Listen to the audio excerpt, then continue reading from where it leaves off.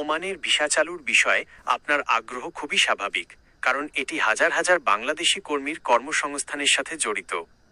2026 সালের বর্তমান পরিস্থিতি অনুযায়ী ওমান থেকে বেশ কিছু আশাব্যঞ্জক খবর পাওয়া গেছে।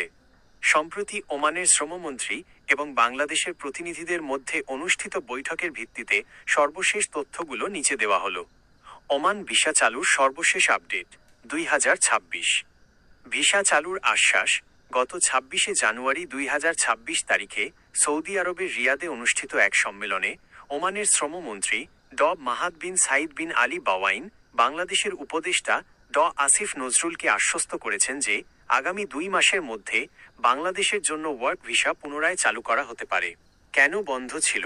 ওমান সরকার জানিয়েছে 2023 সাল থেকে অনিয়মিত কর্মীদের বৈধ করার প্রক্রিয়াকে প্রাধান্য দেওয়ার জন্যই নতুন ভিসা ইস্যু সাময়িকভাবে স্থগিত রাখা হয়েছিল। সেই প্রক্রিয়া এখন শেষ পর্যায়ে থাকায় ভিসা খোলার সিদ্ধান্ত নেওয়া হচ্ছে। দক্ষ কর্মীদের প্রাধান্য।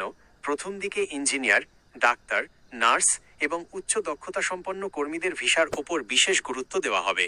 তবে সাধারণ ও অদক্ষ কর্মীদের ভিসার স্থগিতাদেশ তুলে নেওয়ার বিষয়েও আনুষ্ঠানিক আলোচনা চলছে। জরিমানা ছাড়া বৈধকরণ।